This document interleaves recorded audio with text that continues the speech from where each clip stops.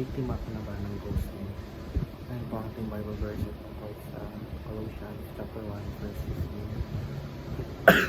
Saan po, saan po natin ang ating pusat isip sa mga nagsagda ng Diyos. Sabi nito na nasahan sa image of the invisible God, the firstborn over all creation. Sa Tagalog, Kristo ang pangunahin sa lahat ng bagay. Siya ang larawan ng Diyos na hindi nakita, ang pangalan sa lahat ng mga nilalang. Teachings, Jesus reveals that number 1, God is not distant but near and personal. Ang mga tao noon at maging ngayon ay madalas mag-ideya na ang Diyos ay malayo, mataas at hindi mararating. Pero sa pamamagitan ng Jesus, pinakita ng Diyos na handang lumaba at makisama sa atin. Siya ay naglakad kasama ng mga tao, nakikinig sa kanilang sakit, naging kaibigan ng mga makasalanan at pangitinig. Pinapakita nito na ang Diyos ay hindi lang God above, kundi God with us.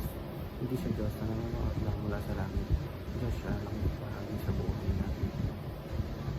Teaching number 2, God is not passive but active and relational. Sa buhay at mystery ng Jesus, makikita na ang Diyos ay gumagaling, tututuro, nagbabago ng puso at gumagawa para ilapit tayo sa Kanya. Pinapakita ng Diyos ay gumagalaw at di tumatayo lang sa bibig. Kung ginagawa siya sa bawat panahon kahit hindi natin nakapansin. Ang relasyon sa Diyos ay hindi one way. Nakikipag-engage siya sa ating araw-araw. Teaching number 3. God is gracious, loving, and sacrificial. Ang pinakadakilang larawan ng Diyos ay ang krus. Sa pamamagitan ng Jesus, pinapakita ang lubos na pag-ibig, walang hanggang awa at sakripisyo para sa kaligtasan ng lahat. Kung gusto mong malaman kung gaano kang pamahal ng Diyos, tingnan mo si Jesus. Kung gusto mong malaman kung gaano kabigat sa Diyos ang iyong buhay, tingnan mo ang krus. Application number 1. Ask yourself the following. Number 1, am I still in love with God?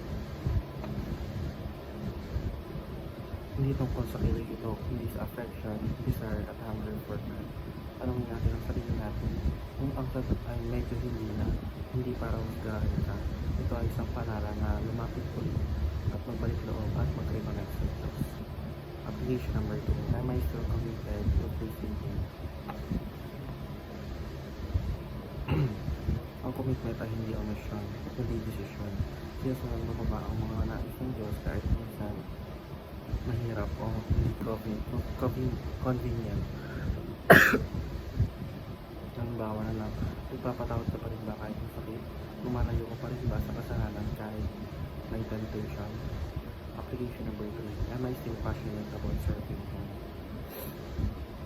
Ang passion ay hindi lang tamo sa lakas, kundi sigla, puso, at apoy.